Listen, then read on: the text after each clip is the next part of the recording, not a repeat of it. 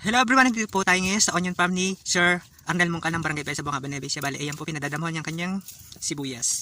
Ayan po, pakikita natin. Ayan yung white onion. Medyo maliliit pa lang po kasi, kaya hindi pa siya ganun ka sibol or ka lago. Ayan, tapos si Ate Esa po. Hello po, Ate Esa. Ano po yung wish nyo ngayong magki-Christmas? Wish ko po, sana po wag po masira itong aming pinagkakakitaan sa pagdadamo, itong mga sibuyas para po sa darating na Pasko. Kami po ay makabili naman po ng konti namin pag sasalu-saluhan sa Pasko. Yun lang po yung wish nyo. Paano lang po yung wish nyo para sa sarili nyo? Sa wish ko sa sarili ko, sana po lagi pong masigla ang aking katawan para po sa ganun makapaghanap buhay araw-araw. At ganoon din po yung aking mga kasamahan na magdadamo para po sama-sama kaming magdadamo. May wish po ba kayo sa mga kurakot? Sana po tumigil na po sa kurakot. Sa pangungurakot? Sa pangungurakot, tumigil na po. Sa tansya nyo ho ba titigil sila? Hindi po.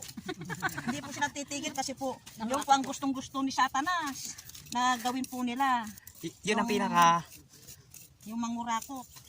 Pero maling-mali po yun.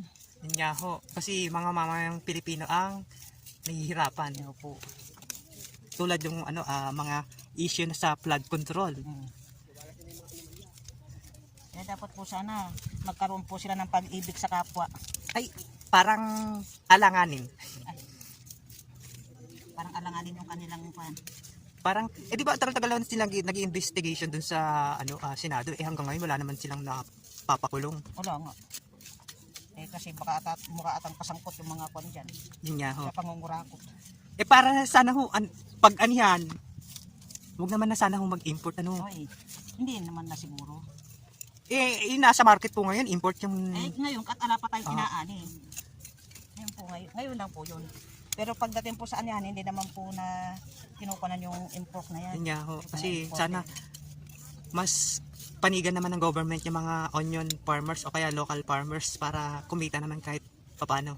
Hindi, nangyayari lang ngayon yan kasi dala ng wala tayong pang suporta sa mga pangangailangan ng market sa sibuyas. Kaya po nagkakaroon ng import. Pero pagdating po naman po sa ito, pag inani po itong ating mga dinadamuhan na ito, hindi naman na po papapasukin ng import. Ayun.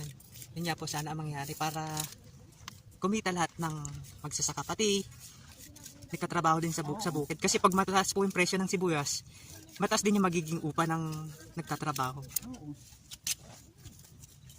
Ayun lamang po at salamat. Salamat din.